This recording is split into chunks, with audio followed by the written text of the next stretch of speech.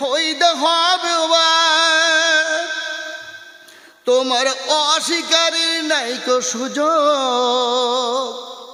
ও তোমার তুমি থাকবে বেঁচে, কে দিয়েছে গ্যারান্টি? জীবন হলো মেড ইন চায়না, জীবন হলো মেড ইন চায়না, সেকেন্ডের নাই ওয়ারেন্টি। কাল যে তুমি থাকবে বেঁচে, কে দিয়েছে গ্যারান্টি? কাল যে তুমি থাকবে বেঁচে, কে দিয়েছে গ্যারান্টি? প্রশংসা মাত্রই আল্লাহ পাক সুবহানাহু ওয়া তাআলার। শ্রদ্ধেয় মুসল্লি সমাজ, গুটি কতক মানুষ ইফতারের সময় তো অনেকগুলো ছিল, ভেবেছিলাম একটু আনন্দও লেগেছিল, এতগুলো লোক যদি সামনে বসে তাহলে বক্তার তরফ থেকে একটু আনন্দ প্রফুল্ল চিত্তে কথা বলা যায়। কিন্তু এখন তো মোটামুটি উল্টাটা গোটাটা বলা যাবে না, অনেক ভালো লোকও আছেন, আর সব বাচ্চাগুলো হুড়োপাড়া করছে, যেহেতু মাইক চলছে, মাইক না হলে বাচ্চাগুলো একটাও থাকবে না, কয়েকটা পাগলাবার যদি থাকে। যাই হোক, রমজানুল মুবারকের পবিত্র মাহিনা আর রোজার বরকত সম্পর্কে, রোজার নেকি সম্পর্কে, এগুলো সব পুরানা কথা। আমার মনে হয় এমন কোনো মানুষের বাকি নেই রোজার ফজিলত বর্ণনা করা ও জানা ও শোনা, শুধু মানারই বাকি। তা আমি আর সেদিকে যাব না, দুই একটা মোটা কথা আপনাদের বলছি, যে আপনারা এইটাও জানেন, শুনেছেন পুরানা কথা, যে প্রত্যেকটা ইবাদতের নেকি, এই যে বললাম কেরামান কাতিবিন, এদের দ্বারা লিপিবদ্ধ করা হয়, লেখা হয়। আর এই রোজার নেকিটা অনলি এক্সেপ্ট শুধুমাত্র আল্লাহ লেখেন, এটা আপনারা জানেন।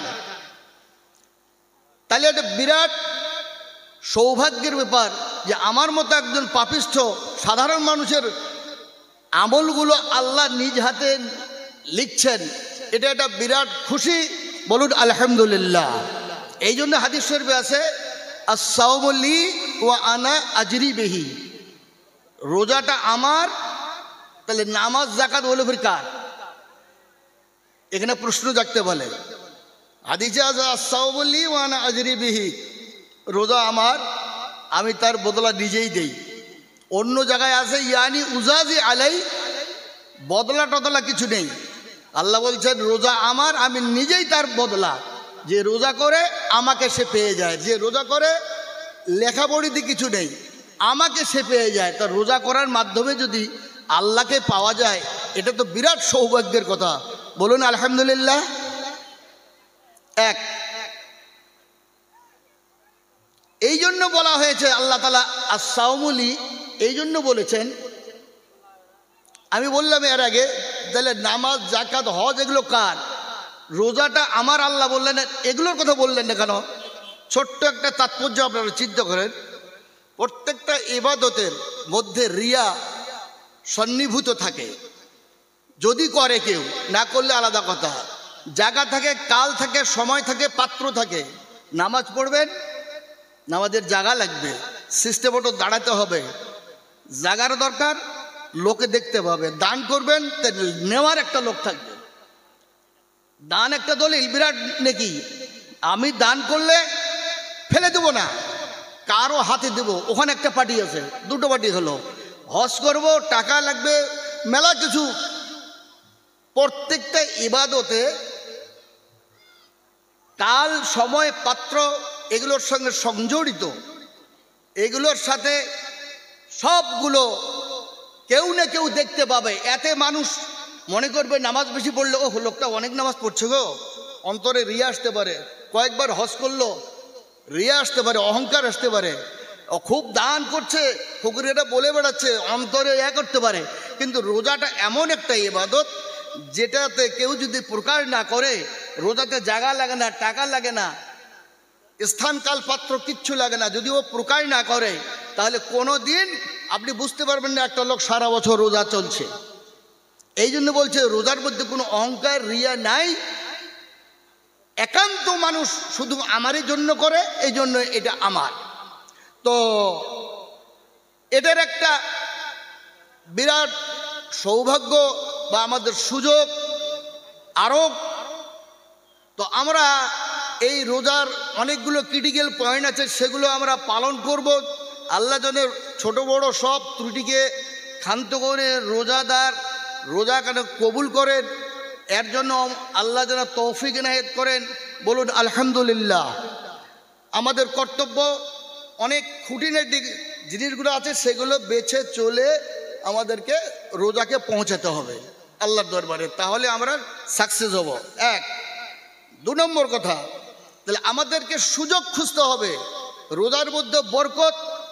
যেমন বুখারীর হাদিসে আছে যে রোজা থাকলো ইমানের সাথে, এগুলো পুরানো কথা বলছি, অনেক দিন থেকে বক্তারা বলে থাকেন, আপনারা শুনেছেন। ইমানের সাথে রোজা করলো, রাতে নামাজে দাঁড়ালো, তাসবিহ তেলাওয়াত করলো, তার জীবনের গুনাহ আল্লাহ তাআলা ক্ষমা করেন। বলুন আলহামদুলিল্লাহ। আমাদের তাহলে সেইভাবে সুযোগ দেখতে হবে, কোন সুযোগে আল্লাহ তাআলা আমাদেরকে পবিত্র করবেন। আর একটা বুখারীর একটা হাদিসে বলছি আমি যে এই যে আপনারা আজকে করেছেন একটা জিকিরের মজলিস, একান্ত এখানে অন্য কোনো স্বার্থ নেই। যেমন ধর্মসভাতে একটা স্বার্থ থাকে যে আমাদের মাদ্রাসা আছে, মাদ্রাসার আয় উন্নতি আছে, বাইরে থেকে বক্তা এনে শ্রোতা এনে বিভিন্ন রকমের ব্যবসা থাকে। আজকেরটা আমি যা শুনলাম এখানে যারা অতপ্রতভাবে জড়িত কমিটির সাথে, একমাত্র একটা জিকিরের সভা, যে আমরা ইফতার পার্টি দেব, ইফতার পার্টি দেওয়ার পর ডিস্টার্ব হচ্ছে,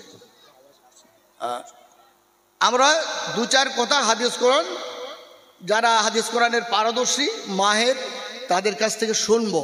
এই একটা পরিষ্কার জিকিরের মজলিস এটা বলা হয়। এই জিকিরের মজলিসটা যেন কোনো ব্যক্তিগত স্বার্থ বা সমষ্টিগত স্বার্থ না হয়, শুধুমাত্র আল্লাহর রিজামন্দি, আল্লাহকে পাওয়ার জন্য যেন হয়, তাহলে আপনারা বিরাট সাফল্য সাকসেস হবেন। প্রমাণ বুখারীর একটা হাদিস আপনাদেরকে শোনাচ্ছি, কি সাকসেস হবেন। আল্লাহর রাসূল বলছেন, ইন্নাল্লাহ